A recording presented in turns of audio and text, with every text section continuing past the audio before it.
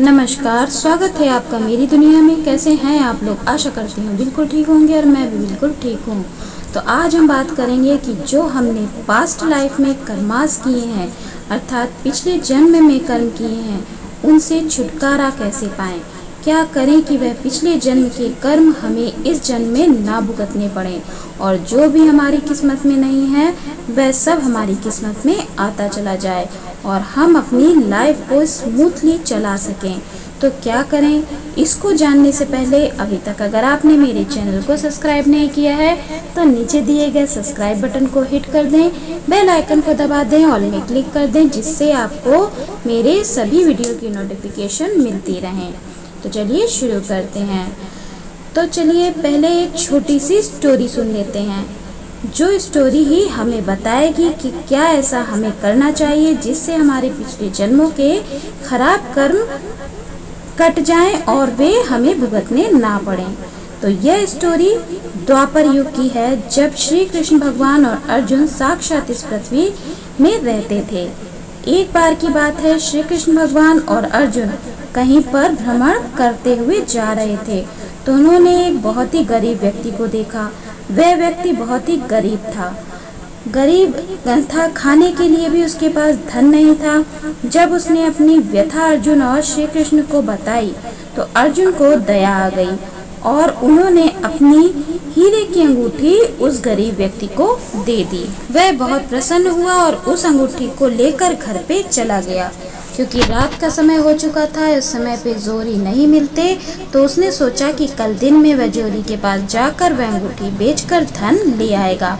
उसके घर पे कोई लॉकर तो था नहीं, क्योंकि गरीबों के घर पे तो लॉकर होता नहीं है, तो कोई लॉकर नहीं था, तो वह उसको ताले में कहाँ रखता।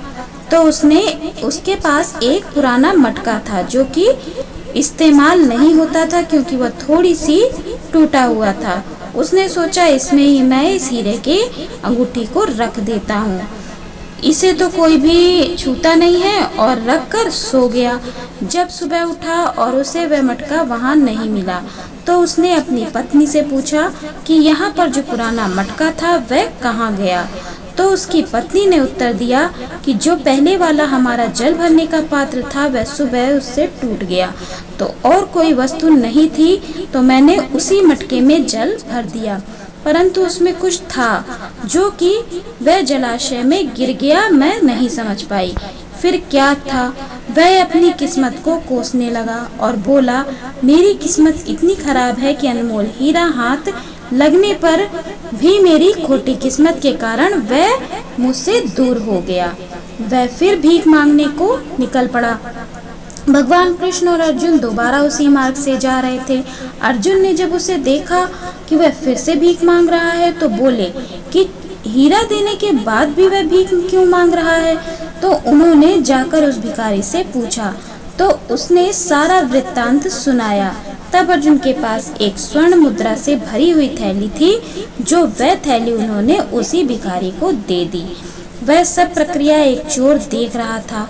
जैसे ही वह भिखारी अपने घर जाने लगा, उस चोर ने वह थैली उससे छीन ली और भाग गया। अर्थात उसकी किस्मत में उसके पास्ट कर्मास की वजह से धन था ही नहीं, तो उसे कहां से मिलता।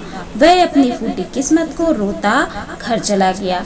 अगले दिन भीख मांगने फिर निकला तो फिर उसे उसी मार्ग पे श्री कृष्ण और अर्जुन मिले।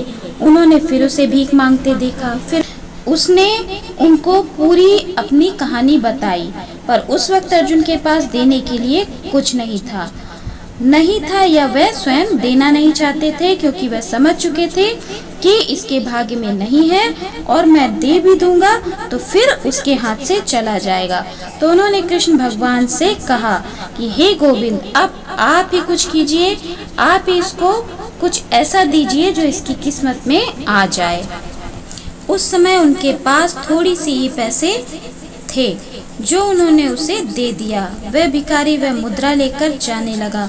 और सोचने लगा कि यह तो इतने कम रुपए हैं कि वह इनसे अपनी जीवनी चलाने के लिए कुछ भी नहीं ले सकता, एक वक्त का भोजन भी नहीं ले सकता। वह जा ही रहा था कि उसने एक मछुआरा देखा जो तड़पती हुई मछलियों को लेकर जा रहा था। उस भिखारी ने सोचा कि मैं इससे अपने लिए तो कुछ नहीं ले सकता हूँ, परंतु इन मछलियों में से किसी एक मछली का मैं आजाद उसे कर सकता हूँ, उनके इस कष्ट को मैं मिटा सकता हूँ। तो उसने वह मुद्रा देकर मछली को ले लिया और उसे पानी में डालने जा ही रहा था तो तड़पने के कारण मछली के मुंह से वही हीरा जो उस भिखारी का गिर गया था, वह हीरा नीचे गिर गया, बाहर की ओर उसके मुंह से गिर गया। उसे देखकर खुशी से वह बहुत तेज चिल्लाया, मिल गया मिल गया। तभी वह चोर वहां पर से जा रहा था। वह डर गया कि अब यह मुझे पकड़ लेगा। तभी उस चोर ने वह स्वर्ण मुद्राओं की जो पैसे की थैली ली थी वह उसको वापस कर दी, इसलिए क्योंकि उसने सोचा कि कहीं ये मेरी शिकायत ना कर दे। तो उसने उससे कहा कि तुम किसी से कुछ मत कहना, मुझे मत पकड़वाना, मैं ये थैली तुमको वापस कर रहा हूँ, तुम इसे ले लो और मुझे छोड़ दो। तब अर्जुन ने पूछा कि हे गोविंद, ये कैसे हुआ? आपने क्या चमत्कार किया कि मेरा हीरा स्वर्ण मुद्राएं इसकी किस्मत नहीं बदल सकी, परंतु आपके 2 पैसे से उसका भाग्य बदल गया। तब कृष्ण ने बताया कि मैंने कुछ नहीं किया उसकी सोच ने और दूसरों के बारे में करुणा, सेवा, दया, मदद ने। पहला तो तुमने जो भी था मुझ पर समर्पित कर दिया, मतलब कि भगवान पर समर्पित कर देने से ये होता है कि अगर आपने जो कुछ भी कष्ट आपको आ रहे हैं, अगर आप भगवान को समर्पित कर देते हैं तो वह आपके कष्टों की जिम्मेदारी ले लेते हैं कि उन्हें आपके कष्टों को मिटाना है। तो सबसे पहला कारण था कि उसने भगवान पे, मतलब कि अर्जुन ने और उसने दोनों ने मिलकर भगवान पे ही समर्पण कर दिया। दूसरा, उसने दूसरे के बारे में सोचा, स्वयं का ना सोचकर उसने उस तड़पती मछली के बारे में सोचा। तो इससे यही संदेश मिलता है कि जितना आप दूसरे की प्रसन्नता के लिए करते हैं, यह ब्रह्मांड उससे ज्यादा आपको आपकी प्रसन्नता के लिए करता है। और आपकी किस्मत में जो नहीं है वह खींच कर वह आपके झोली में डालता है। तो यह आपकी पॉजिटिव, ईश्वर को समर्पित, दूसरों की भलाई के बारे में सोचने का ही फल है। जो आपको नहीं मिल रहा है, जिस चीज की आपके पास कमी है, आपको वही चीजें लोगों को देनी चाहिए, बांटनी चाहिए। हाँ, लेकिन अब आदमी सोचता है कि जो चीज़ मेरे पास है नहीं वो मैं कैसे लोगों को दूं। तो अगर आप देना चाहें तो आप एक रोटी को आधा आधा करके भी आधी अपने पास और आधा दूसरे को दे सकते हैं, अपने लिए कुछ कमी करके दूसरे को दे सकते हैं। तो आप देखेंगे कि जो यूनिवर्स है, जो ये ब्रह्मांड है, वो पूरी शक्तियाँ लगा देता है आपको इससे ज़्यादा देने की। तो अगर आप दूसरों के लिए सोचते हैं और भगवान पे सब कुछ समर्पित कर देते हैं तो आपके किस्मत में जो चीज़ें नहीं हैं वो भी आपको मिलने लगती हैं। लेकिन यह समर्पण और ये सेवा भाव आपको एक निर्मल भावना से, निर्मल हृदय से करनी चाहिए। ऐसा नहीं करना चाहिए कि पीठ पीछे आप कुछ और कह रहे हैं, कुछ और कर रहे हैं और सामने आप दिखावा कर रहे हैं। तो दिखावा करने से कुछ नहीं होगा। ब्रह्मांड सब जानता है दिखावा आप कर रहे हैं या वाकई में आप मन से उस चीज़ को कर रहे हैं। तो अगर आप ऐसा करते हैं तो जो आपकी किस्मत में नहीं है वो भी आप हासिल कर सकते हैं।